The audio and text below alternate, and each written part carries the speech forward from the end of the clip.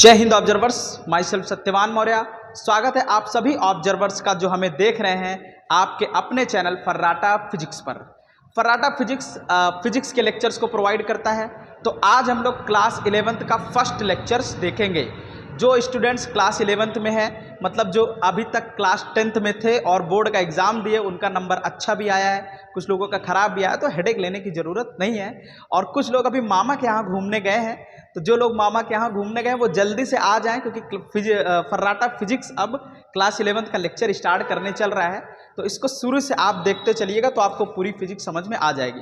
और हम यहाँ पे जो 11th की फिजिक्स को डिस्कस करेंगे, बहुत ईजी लैंग्वेज में डिस्कस करेंगे, और जो एग्जाम्पल्स वगैरह लेंगे वो सब आसपास के एग्जाम्पल्स को लेते हुए समझते हुए हम लोग आगे बढ़ते चलेंगे। तो अगर आप अपने मामा के यहाँ जो आम का पेड़ है, अगर उस पेड़ के सारे आम खा चुके हों तो अपने घर वापस आ जाइए और फिजिक्स पढ़ना शुरू कर दीजिए, ठीक है। तो चलिए आज हम लोग क्लास 11th का पहला लेक्चर देखेंगे। तो फर्स्ट लेक्चर्स में हम लोग डिस्कस करेंगे कि क्लास 11th का सिलेबस क्या है और क्या क्या चीज़ें हम लोगों को पढ़नी है, ठीक है। तो कॉपी पेन आप निकाल लीजिए और चलिए क्लास 11th फर्स्ट चैप्टर हम लोग डिस्कस करेंगे। क्या है? फिजिक्स है, फिजिक्स। और आप इस समय फर्राटा फिजिक्स पर पढ़ रहे हैं। क्लास 11th का फिजिक्स है और सिलेबस डिस्कशन है, ओके। सिलेबस डिस्कशन क्या क्या हमें अपने पूरे 11th में पढ़ना है, वो सारी बातें आज हम लोग देख लेते हैं, ठीक है। और उनके एक्सप्लेनेशंस को भी देख लेते हैं। तो सबसे पहला जो टॉपिक होगा, the first topic what we have to study is the unit and measurement. Unit and measurement हम लोगों को पहला चैप्टर कवर करना है, ओके। और दूसरा चैप्टर क्या है? एंड दूसरा the second chapter is the motion in a straight line. Motion in a straight line. तो पहले हम लोग चैप्टर्स को देख लेते हैं, उसके बाद हम लोग इनके एक्सप्लेनेशंस को 1 by 1 करके देखेंगे। और जो थर्ड चैप्टर है एनसीईआरटी, आप लोग निकाल लीजिए, एनसीईआरटी के ही सिलेबस को हम लोग फॉलो करेंगे, ठीक है। और जो थर्ड चैप्टर है लॉज ऑफ मोशन को पढ़ना है। और फोर्थ हमारे पास क्या है? फोर्थ हमारे पास है work, energy and power. This is the fourth chapter. Fifth chapter क्या है? सिस्टम ऑफ पार्टिकल्स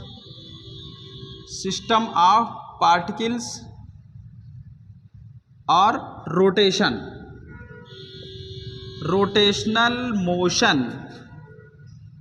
क्या है? Rotational motion. और सिक्स्थ चैप्टर क्या है? Gravitation. And the sixth chapter is the gravitation.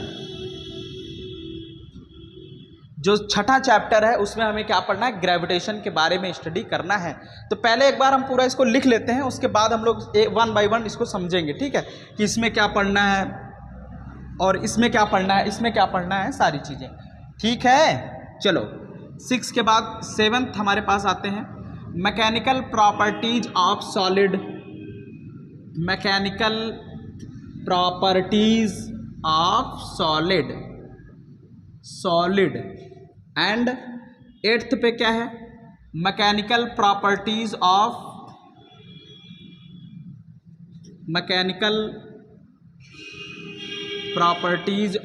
Liquid. Mechanical properties of liquid. और उसके बाद 8th के बाद आपका आता है 9 थर्मल प्रॉपर्टीज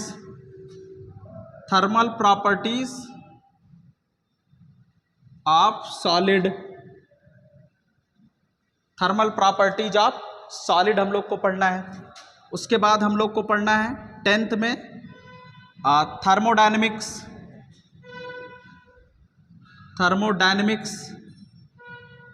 एंड 11th में हमें क्या पढ़ना है? काइनेटिक थ्योरी ऑफ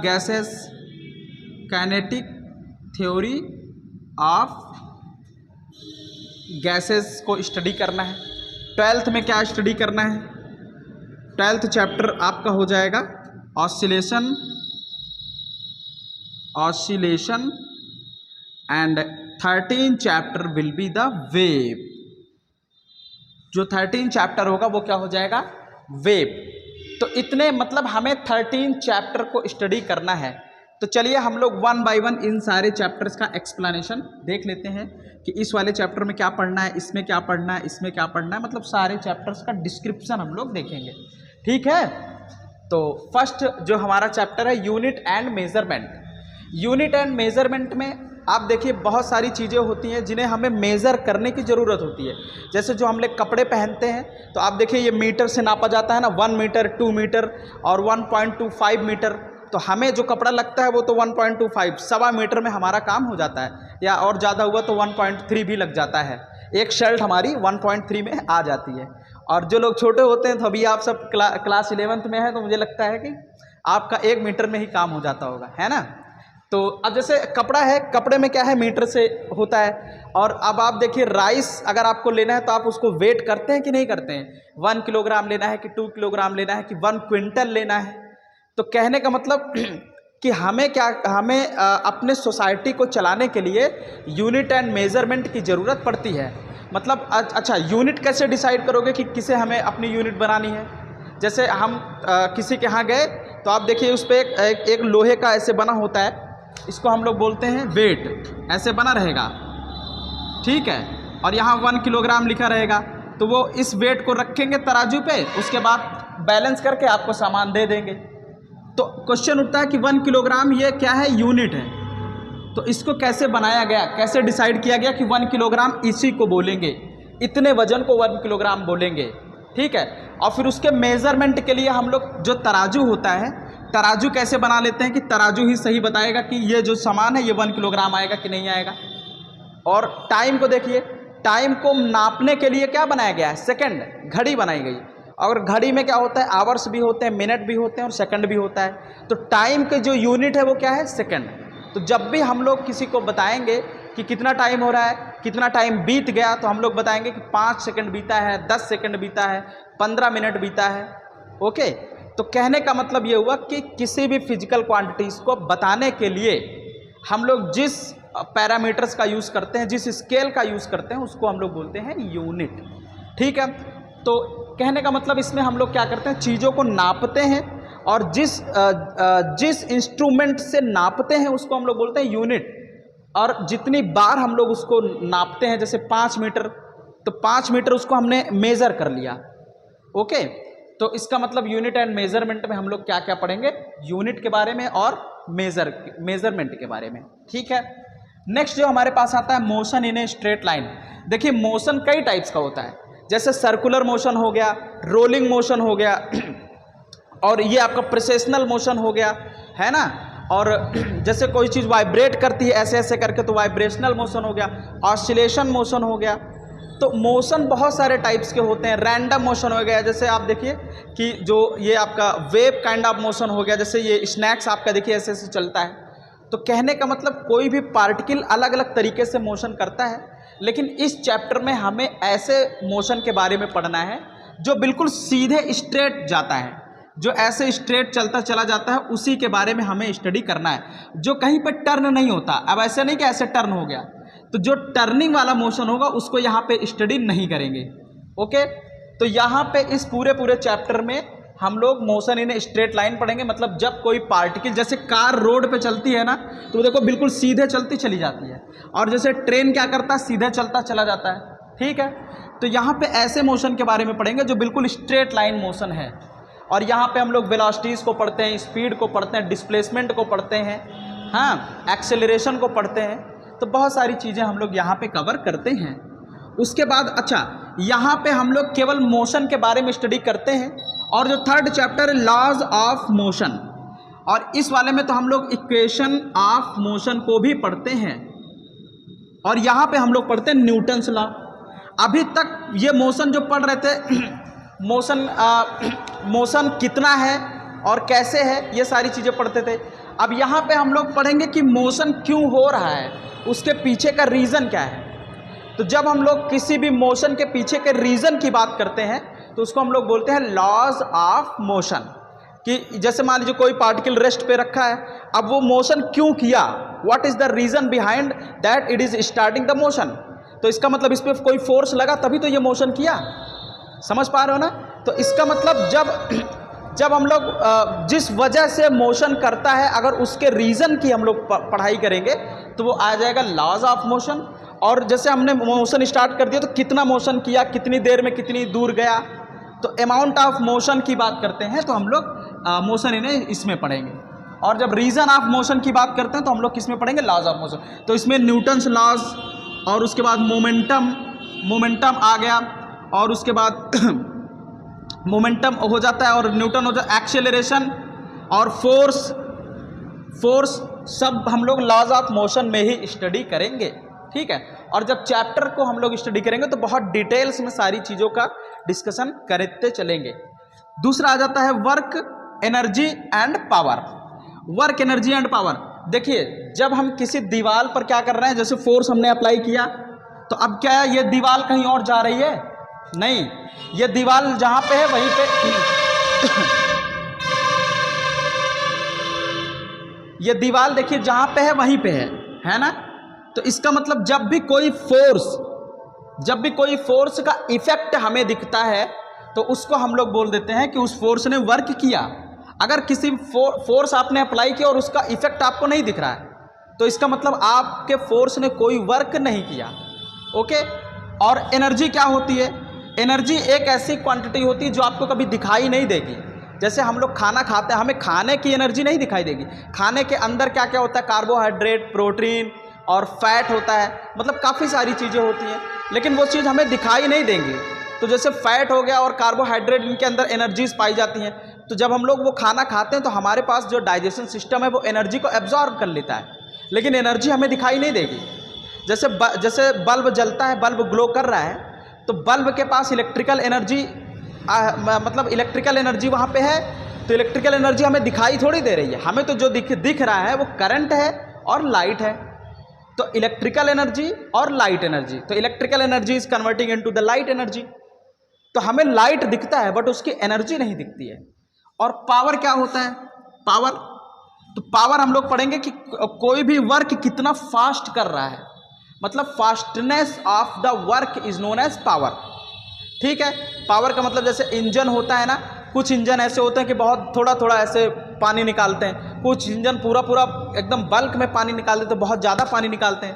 तो जब हम लोग शॉप पे जाते हैं, भैया हमको देखिए, हमको 5 हॉर्स पावर का इंजन दीजिए और 10 हॉर्स पावर का इंजन दीजिए, 7 हॉर्स पावर का इंजन दीजिए, तो इसका मतलब ये हुआ सबमर्सिबल जो होता है, इसका मतलब ये हुआ कि जितने हॉर्स पावर का आप इंजन लेंगे, सबमर्सिबल लेंगे, उतना ज़्यादा वो क्या करेगा, कम टाइम पे ज़्यादा वर्क आपको करके दे देगा।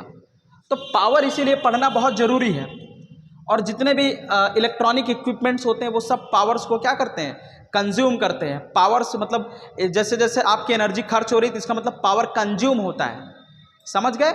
तो इसका मतलब पावर क्या होता है, वर्क क्या होता है, ये सारी चीज़ें हम लोग इस चैप्टर को डेडिकेट करेंगे। नेक्स्ट चीज आती है सिस्टम ऑफ पार्टिकल्स और रोटेशनल मोशन। ऐसी वो सारे मोशन जो रोटेट करते हैं, जो रोटेशनल मोशन होता है। जैसे अर्थ क्या करती है, अर्थ सन के चारों तरफ क्या कर रही है, रिवॉल्व कर रही है, और खुद भी ऐसे ऐसे क्या कर रही है, रोटेट भी कर रही है। टॉप जो होता है लट्टू को देखिए क्या करता है, वो ऐसे ऐसे भी रोटेट करता है, प्रेसेशनल मोशंस भी करता रहता है। तो कहने का मतलब ये हुआ कि ऐसी बॉडी जो क्या कर रही है, जो रोटेट कर रही है या फिर रिवॉल्व कर रही है, मतलब all the rotational kind of motion is deals in this portion of the physics, that is chapter number 5 in your syllabus. ठीक है। तो यहाँ पे मोमेंट ऑफ इनर्शियाज निकाले जाते हैं, एंगुलर मोमेंटम निकाला जाता है, टॉर्क निकाला जाता है। तो अभी तक जो ये वाला क्वांटिटी हम पढ़ रहे थे वही क्वांटिटी यहाँ भी पढ़ेंगे, लेकिन उसका एंगुलर वर्जन हम लोग यहाँ पे पढ़ेंगे। एंगुलर वर्जन का मतलब ऐसा वर्जन जो हमेशा घुमा देता है। ठीक है। अब जैसे फोर्स देखिए, यहाँ पे भी फोर्स हमने लगाया, यहाँ पे भी, तो अब देखो ये फोर्स क्या कर रहा है, इसको घुमा रहा है। This force is rotating this marker. तो इसका मतलब अब हम लोग इसको जो स्टडी करेंगे, ये किस में स्टडी होगा, ये इस वाले चैप्टर में स्टडी होगा। अगर ये क्या करता, घुमाता नहीं, बिल्कुल ऐसे कर रहे तो ऐसे चलता चला जाता, तब इसको किस में स्टडी करते, लॉज ऑफ मोशन में। समझ पाए। तो 1 बाय 1 चैप्टर हम लोग पूरा डिस्कस करते चलेंगे। ग्रेविटेशन, ग्रेविटेशन में हम लोग देखेंगे कि जैसे कोई चीज़ हमने ऐसे फेंक दिया, अब वो नीचे चला गया अर्थ की तरफ, वो ऊपर नहीं चला जा रहा है। तो न्यूटन्स ने बताया कि इसका मतलब सारी चीज़ों पे क्या है, एक ग्रेविटेशनल फोर्स वर्क करता है, गुरुत्वाकर्षण बल वर्क करता है। जब भी हम किसी चीज़ को ऊपर फेंकते हैं तो इसी वजह से वो अर्थ के गुरुत्वाकर्षण के कारण नीचे की तरफ आ जाती है। और दूसरी बात, इसमें कैप्लर्स के नियम हैं, एरियल वेलोसिटी, कैप्लर्स के 3 लॉज हैं। तो इन सब में ग्रेविटेशन वाले चैप्टर में हम लोग अर्थ से रिलेटेड सारी चीज़ों को स्टडी करेंगे। जैसे अपने यहाँ समुद्र में ज्वार भाटा आ जाता है, टाइड्स, समुद्र में टाइड्स जो आ जाती है वो because of the interaction of moon and earth. और हमारा अर्थ रिवॉल्व क्यों कर रहा है सन के चारों तरफ ना, तो ये सारी चीज़ों को हम लोग किस में डिस्कस करेंगे, ग्रेविटेशन में। ठीक है। और देखिए हमारा एक साल 365 दिन का होता है ना, और फिर उसके बाद ये जो मून होता है 1 महीना पूरा लगता है तो और ये जो अर्थ रोटेट करती तो 24 घंटे लगते हैं। इन सब चीज़ों का हम लोग यहाँ पे सिस्टमैटिक एनालिसिस करेंगे कि कैसे आखिर ये चीज़ें डिसाइड हो रही हैं, कैसे 24 घंटे में रोटेट कर जा रहा है, 365 दिन ही क्यों लगते हैं पूरा यहाँ से एक चक्कर लगाने में, 310 दिन क्यों नहीं लग जा रहे हैं, या 1000 दिन क्यों नहीं लग जाते हैं। तो ये सारी चीज़ें कहाँ पे डिस्कस की जाएंगी, ग्रेविटेशनल चैप्टर में। ठीक है। Next, mechanical properties of solid. जैसे कुछ सॉलिड ऐसे होते हैं जैसे देखो उनको काफ़ी स्ट्रेंथ वो जो है बरकरार रखते हैं। मतलब जैसे आप लोहे की आप चैन ले लीजिए, तो वो देखिए उस पर जब कुछ हैंग कर देते हैं तो ऐसा नहीं कि चैन टूट जाती है, लेकिन अगर बहुत ज़्यादा वेट आप लटकाते चले गए, बहुत ज़्यादा उसको खींचते चले गए, तो वो क्या हो जाता है, ब्रेक हो जाता है। रस्सी जो होती है, रस्सी देखिए एक लिमिट तक तो आपका वेट सहती है, उसके बाद वो क्या कर जाती है, टूट जाती है। और कभी कभी गर्मियों में क्या हो जाता है, तार मेल्ट होके ढीले पड़ जाते हैं। तो कहने का मतलब जो सॉलिड बॉडीज़ होती हैं उनकी मैकेनिकल प्रॉपर्टीज़ के बारे में हम लोग पढ़ेंगे कि वो क्या क्या मैकेनिक्स शो करती हैं। इसमें इलास्टिक, जैसे कुछ सॉलिड ऐसे होते हैं कि जैसे उनको आप जो है बेंड नहीं कर सकते हैं। कुछ सॉलिड ऐसे होते हैं उनको आप बेंड करोगे फिर छोड़ दोगे फिर यहीं आ जाएंगे। कुछ को क्या करोगे, जहाँ रख दोगे वहीं पे आ जाएंगे। जैसे गीली मिट्टी हो गया, रबर को आप खींचोगे फिर छोड़ दोगे तो फिर वहीं चली जाएगी। तो इसका मतलब ये हुआ कि उसके पास क्या, स्प्रिंग देखिए, स्प्रिंग क्या है, spring is the mechanical properties of iron. Iron को आप सीधे खींचोगे नहीं खींचाएगा, लेकिन उसको स्प्रिंग फॉर्म में कर दो, फिर आप प्रेस करते चले जाओ, देखो प्रेस होता चला जाएगा। तो इसका मतलब ये हुआ कि ये सब मैकेनिकल प्रॉपर्टीज ऑफ सॉलिड की वजह से ही होता है। स्प्रिंग देखिए एक लिमिट तक तो खींचते हो तब तक तो स्प्रिंग की तरह काम करेगा, लेकिन अगर उससे ज़्यादा आपने खींच दिया तो अब वो सॉलिड स्प्रिंग की तरह काम नहीं करेगा। तो ये सारी चीज़ों हम लोग किसमें, कौन से चैप्टर में पढ़ेंगे, मैकेनिकल प्रॉपर्टीज ऑफ सॉलिड में। ठीक है। And the next chapter is chapter number 8, mechanical properties of liquid. Liquid का मतलब हम लोग गैसेस के बारे में भी पढ़ेंगे और लिक्विड के बारे में भी पढ़ेंगे। जैसे पानी हो गया, दूध हो गया, शहद हो गया ना, और ये चारकोल हो गया, जो ये इसको क्या बोलते हैं, डामर बोलते हैं। तो इन सब चीज़ों की स्टडी करेंगे। जैसे कुछ लिक्विड क्या करते हैं कि बहुत ही एक तरीके से आप देखोगे तो उनकी विस्कोसिटी बहुत ज़्यादा गाढ़े होते हैं, कंसंट्रेशन बहुत ज़्यादा होता है। जैसे हम लोग जहाज़ देखिए पानी में क्यों नहीं डूब जाती है, जबकि आयरन पानी में डूब जाता है ना। और कभी कभी जैसे देखिए कि ऑयल जो होता है, तेल पानी में ऊपर तैरता रहता है। तेल पानी के नीचे कभी नहीं जाता है, तेल हमेशा पानी के ऊपर तैरता रहेगा। और ऐसा जैसे बर्फ़ हो गया, पानी में तैरता रहता है, नीचे नहीं जाता है। तो मतलब लिक्विड से रिलेटेड सारी स्टडीज़ जो होंगी वो किस में हो जाएंगी, मैकेनिकल प्रॉपर्टीज ऑफ लिक्विड में। और इसमें हम लोग जैसे बर्नौलीज प्रिंसिपल हो गए, है ना, पासोलीज इक्वेशन हो गए, और विस्कोसिटी जो होता है, और स्टोक्स लॉ हो गए, ये सारी चीज़ें हम लोग इसी चैप्टर में स्टडी करेंगे। तो जब इसको हम लोग पढ़ेंगे तो आप डिटेल्स में देखिएगा। जैसे कभी कभी क्या होता है कि जब देखिए हमें अपनी 4 व्हीलर धुलवाना होता है तो हम लोग कहाँ पे ले जाते हैं, जहाँ पे वॉशिंग होता है वहाँ पे ले जा खड़ी कर देते हैं। तो वो लोग क्या करते हैं, बस ऐसे स्क्रू ढीला करते हैं तो आपकी गाड़ी उठती हुई चली जाती है। तो उसको बोलते हैं कि आपकी गाड़ी हाइड्रोलिक प्रेशर से ऊपर उठ गई है। तो what is the hydraulic pressure and what's the concept behind that hydraulic pressure is working. Okay, so the concept we will study in this chapter, that what is the property of the liquid, that is it is lifting the very high weight of the cars, okay, मतलब हम लोग देखेंगे कि कैसे एक आवाज़ बहुत करते हैं। दरअसल हमारा ये पड़ता है ना सड़क के किनारे, तो इसलिए ट्रक्स यहाँ पे बहुत ही ऑन रोड रहती है ना, तो इसलिए बहुत ज़्यादा आवाज़ हो जाता है। इसके लिए थोड़ा सा सॉरी आप लोगों से, ठीक है। तो फिर भी आप लोग कंसंट्रेशन थोड़ा सा बनाए रखिएगा। देखो, मैकेनिकल प्रॉपर्टीज़ ऑफ लिक्विड में हम लोग लिक्विड के बारे में पूरा स्टडी करेंगे, ठीक है। और अच्छा, लिक्विड की प्रॉपर्टी है, देखिए कि जब वो पूरा फ्लश आता है तो सारी चीज़ों को बहा ले जाता है। बड़ी से बड़ी चीज़, जो चीज़ आपको लगती है कि बहुत बड़ी है, बहुत सॉलिड है, लिक्विड उसको पकड़ के ऐसे बिल्कुल क्रश कर देता है, दबा देता है। आप देखिए 4 व्हीलर वगैरह जब खड़ी रहती है, जब बाढ़ आता है तो सबको उठा के लेके चला जाता है। तो वो सारी चीज़ें किस में हम लोग स्टडी करेंगे? मैकेनिकल प्रॉपर्टीज ऑफ लिक्विड में, या मैकेनिकल प्रॉपर्टीज ऑफ फ्लूइड में। इसको फ्लूइड भी बोल सकते हैं, ठीक है। नेक्स्ट आता है thermal properties of solid. Thermal properties of solid में कुछ सॉलिड ऐसे होते हैं जिनको हम लोग गर्म करते हैं तो तुरंत गर्म हो जाते हैं। कुछ सॉलिड ऐसे होते हैं जिनको गर्म करते हैं तो काफ़ी टाइम के बाद गर्म होते हैं, है ना। जैसे तवा देखिए, इसकी थर्मल प्रॉपर्टीज़ की वजह से ही उस पर हम रोटी बना पाते हैं, है ना। और जो पैन होता है तो उसके कुछ अंडर द टेम्परेचर की वजह से हम लोग क्या करते हैं कि उस पर पानी गर्म कर पाते हैं। अदरवाइज अगर हम लोग उस पर रखें और वो भी हीट पाने के बाद वो भी फैलने लगे तो हमारा जो बर्तन अभी इतना बड़ा था वो बर्तन अब फैल के बहुत ज़्यादा बड़ा हो जाएगा, है ना। तो कहने का मतलब ये हुआ कि थर्मल प्रॉपर्टी हमारी लाइफ में बहुत इंपॉर्टेंट है, क्योंकि थर्मल प्रॉपर्टीज़ की वजह से, जैसे आप देखिए लकड़ी में हीट फ्लो नहीं हो पाती है, उसमें टेम्परेचर फ्लो नहीं हो पाता है। इसका मतलब लकड़ी हमारे लिए हीट इंसुलेटिंग का काम करता है। लकड़ी को हम लोग हैंडल की तरह यूज कर सकते हैं। अगर इस पोर्शन पर अगर आग जल रही है और हमें यहाँ पे लोहे की रॉड लगानी है तो यहाँ पे हम लकड़ी का हैंडल लगा के इसको पकड़ सकते हैं। अगर हैंडल नहीं लगाएंगे तो धीरे धीरे वो हीट यहाँ तक पहुँच जाएगा और हमारा हाथ जल जाएगा। तो कुछ मटेरियल ऐसे होते हैं जो हीट को अलाउ करते हैं, कुछ मटेरियल ऐसे होते हैं जो हीट को अलाउ नहीं करते हैं। जैसा अभी मैंने बताया कि जो तार होते हैं जो एक पोल से दूसरे पोल के बीच में लगते हैं जिससे इलेक्ट्रिक करंट फ्लो होती है ना। और जो रेलवे ट्रैक के बीच में आप देखिए, यहाँ पे रेलवे ट्रैक होता है और उसके बीच में थोड़ी सी जगह छोड़ देते हैं। ये जगह क्यों छोड़ा जाता है? और ये जो एक पोल से दूसरे पोल के बीच में आप देखिए जो तार लगाया जाता है, वो तार हमारा ठंडियों में क्यों लगाया जाता है? Why this wires are installed in the winter season. तो क्यों लगाया जाता है ये सारी चीज़ें? क्योंकि इसके पास थर्मल प्रॉपर्टीज़ की वजह से ये लोग एक्सपैंड करते हैं, ओके।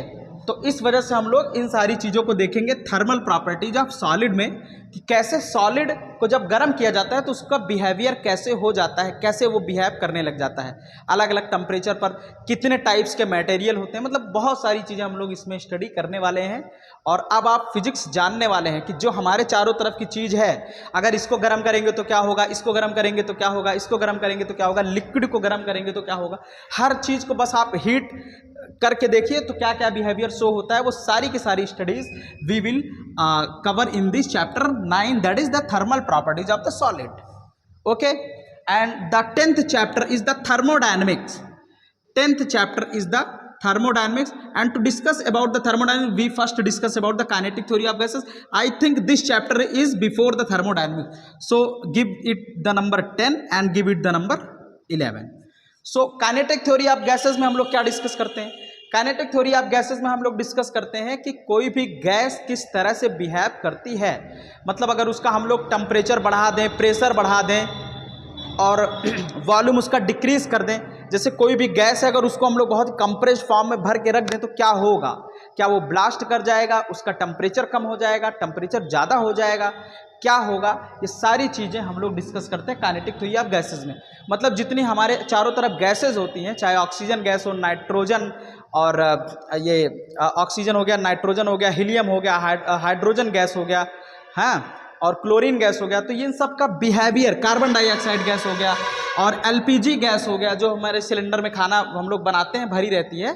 तो उन सारे गैसेस की प्रॉपर्टीज़ के बारे में हम लोग जो स्टडी करेंगे, काइनेटिक थ्योरी ऑफ गैसेस के बारे में स्टडी करेंगे। मतलब एक गैस के मॉलिक्यूल्स कितनी तेज वो रिवॉल्व करते रहते हैं, उनका मोशन कैसे होता है, तो इन सारी चीज़ों के बारे में हम लोग स्टडी करेंगे। और इसमें हम लोग स्टडी करते हैं टेम्परेचर, प्रेशर एंड वॉल्यूम जैसी क्वांटिटीज़ को इसमें हम लोग डिस्कस करते हैं।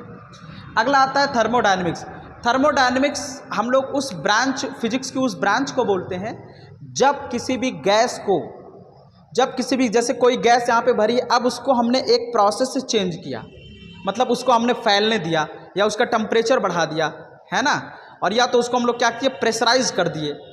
तो कहने का मतलब जब हम लोग क्या करते हैं, किसी भी गैस को मलेस्ट करते हैं, किसी भी गैस को डिस्टर्ब करते हैं, या किसी भी गैस को एक प्रोसेस से दूसरे प्रोसेस पे लेके जा रहे हैं, ओके, तो गैस का जो बिहेवियर होता है वो कौन डिस्कस करता है, थर्मोडायनेमिक्स, ठीक है। और थर्मोडायनेमिक्स के जो पैरामीटर हैं, ये तो पैरामीटर है ही है TPV, और इसके पैरामीटर्स जो हैं वो इंटरनल एनर्जी हो जाते हैं, वर्क हो जाता है, वर्क, ओके, और क्या हो जाता है, और हीट हो जाता है, delta Q. First law of thermodynamics, second law of thermodynamics,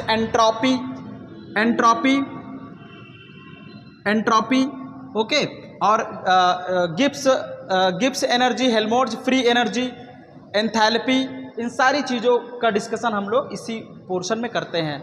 joules effect, तो ये सारी चीज़ें हम लोग कहाँ पढ़ते हैं, थर्मोडायनेमिक्स में पढ़ते हैं। मतलब जब गैस को चेंज करते हैं एक स्टेट से दूसरे स्टेट में, तो जिस प्रोसेस से जाता है, जो स्टडी होती है, उसको हम लोग बोलते हैं थर्मोडायनेमिक्स, ठीक है।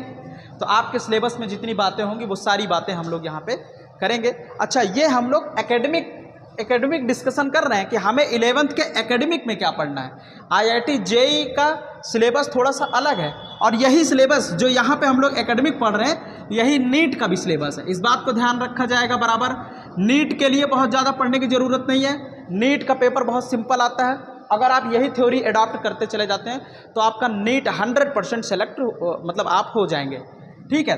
तो नीट के लिए और एकेडमिक के लिए दोनों का सिलेबस बिल्कुल सेम है, लेकिन IIT JEE एडवांस का सिलेबस थोड़ा सा अलग है, क्योंकि उस पर मतलब चैप्टर तो यही रहेंगे, लेकिन चैप्टर के अंदर बहुत सारे टॉपिक्स को डिस्कस करना पड़ता है, तो इसलिए उसका सिलेबस ब्रॉड हो जाता है। जब IIT का लेक्चर हम लोग डील करेंगे तो वहाँ पे हम लोग और ज़्यादा चीज़ों को स्टडी करेंगे, और वहाँ पे क्वेश्चंस न्यूमेरिकल्स पे और ज़्यादा फोकस करेंगे, न्यूमेरिकल का लेवल बहुत ज़्यादा रहेगा। तो कहने का मतलब वो थोड़ा सा अलग सिनेरियो हो जाता है। यहाँ पे देखिए ऑसिलेशंस, लेकिन फिर भी ये लेक्चर्स आप अटेंड करते रहिए।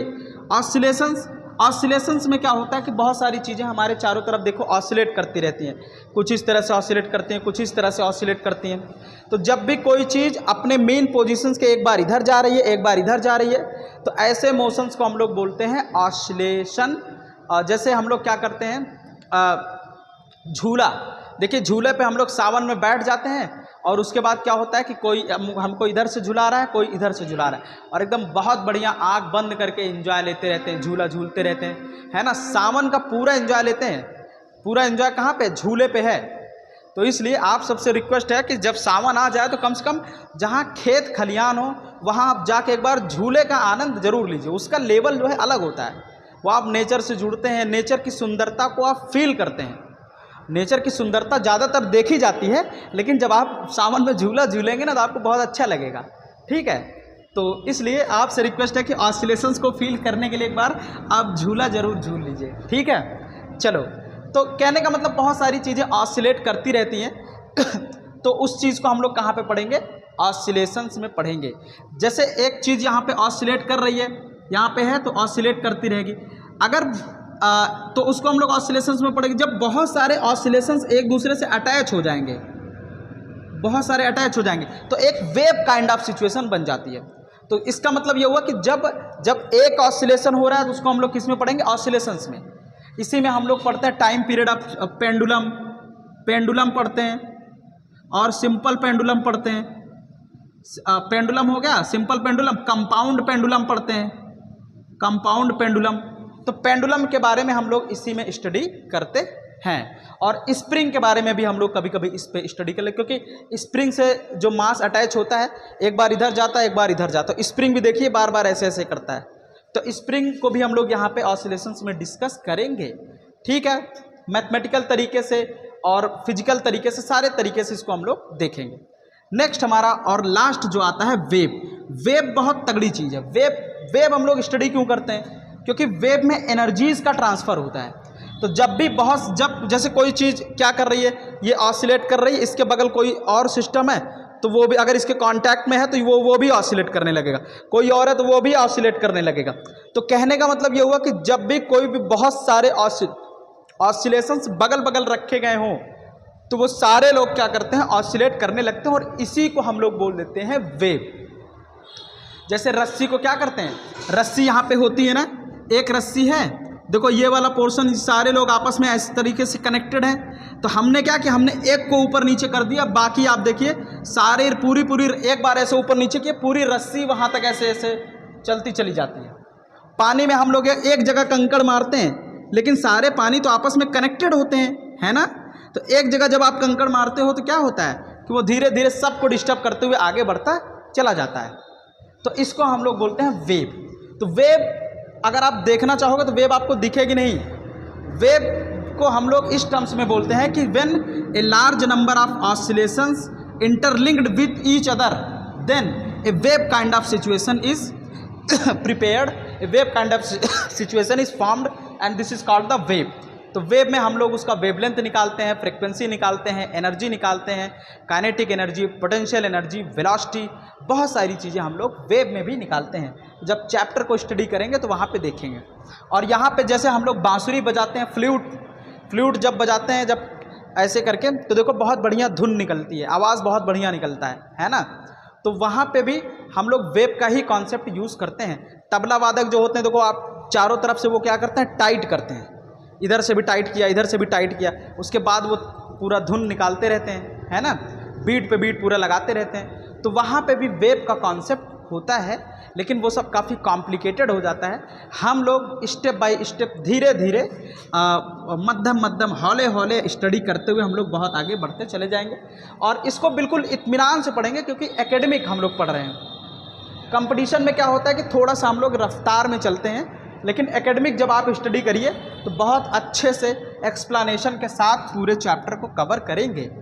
तो कहने का मतलब हम लोग क्या क्या पढ़ेंगे, यूनिट एंड मेजरमेंट, यूनिट कैसे, अगर यूनिट बनाना हो तो कैसे बनाएंगे यूनिट, कोई चीज़ मेज़र करना हुआ तो कैसे मेज़र करेंगे, मोशन इन स्ट्रेट लाइन, कोई अगर इतनी स्पीड से जा रहा है तो कितने टाइम के बाद कहाँ पहुँचेगा, कैसे बताएंगे। तो वो जब हम लोग motion in straight line discuss करेंगे तो वहाँ से हम लोग बता ले जाएंगे। लॉज ऑफ मोशन मतलब फोर्स और वर्क, एनर्जी एंड पावर, तो एनर्जीज और वर्क पावर के बारे में यहाँ स्टडी करेंगे। सिस्टम ऑफ पार्टिकल्स के बारे में, रोटेटिंग चीज़ों के बारे में आप यहाँ स्टडी करोगे। ग्रेविटेशन के बारे में स्टडी करोगे कि कैसे कोई भी चीज़ हमें खींच रही है अपनी तरफ, अर्थ कैसे सारी चीज़ें ऊपर से नीचे आ जाती हैं। मैकेनिकल प्रॉपर्टीज ऑफ सॉलिड की स्ट्रेंथ कितनी है, और मैकेनिकल प्रॉपर्टीज ऑफ लिक्विड, तो लिक्विड के बारे में यहाँ स्टडी करें, मतलब सॉलिड के बारे में, लिक्विड के बारे में, थर्मल प्रॉपर्टीज ऑफ सॉलिड के बारे में, थर्मोडायनेमिक्स और काइनेटिक थ्योरी ऑफ गैसेस, जैसे जो एटमॉस्फेयर चेंज होता है वो किसका पोर्शन है, जो मौसम बदलता है उसको किस में रखेंगे, थर्मोडायनेमिक्स में, क्योंकि हमेशा मौसम बदल रहा है, तो वो कौन डील करेगा, थर्मोडायनेमिक्स। तो अब आपसे क्वेश्चन आ जाएगा, if weather is changing then which branch of physics will deal it, तो the branch of physics that is thermodynamics will deal the change of weather. Kinetic theory of gases में gases के बारे में study करेंगे, oscillations के बारे में और वेव के बारे में। इतनी फिजिक्स हम लोग क्या करेंगे, क्लास 11th में स्टडी करेंगे, ठीक है। तो आप लोग इसको बुक निकाल लीजिएगा, एक बार इसको मिला लीजिएगा, अगर कोई चीज़ छूटी होगी तो उसको देख लेते हैं, ठीक है। और बाकी इतनी चीज़ें हम लोग मोटा मोटा इसको कवर करेंगे। तो आपसे रिक्वेस्ट है कि आप लोग अलर्ट हो जाइए, और अब हम लोग एक सिस्टमैटिक लेक्चर्स इसके लिए लेके आएंगे। तो पहला चैप्टर, इसके बाद का जो लेक्चर्स हम लोग लगाएंगे उस पर फर्स्ट चैप्टर को डील करेंगे, ठीक है। और अब बहुत आप लोगों से रिक्वेस्ट है कि आप लोग जो और भी आपके फ्रेंड्स वगैरह हों जो फिजिक्स जानना चाहते हैं, जो फिजिक्स पढ़ना चाहते हैं, या जिनको लगता है कि फिजिक्स बहुत वीक है, आपसे क्लास 10th में थे तो कहते हैं यार सब कुछ भैया समझ में आ गया, केमिस्ट्री भी आ गई, बायो, लेकिन यार फिजिक्स समझ में नहीं आई।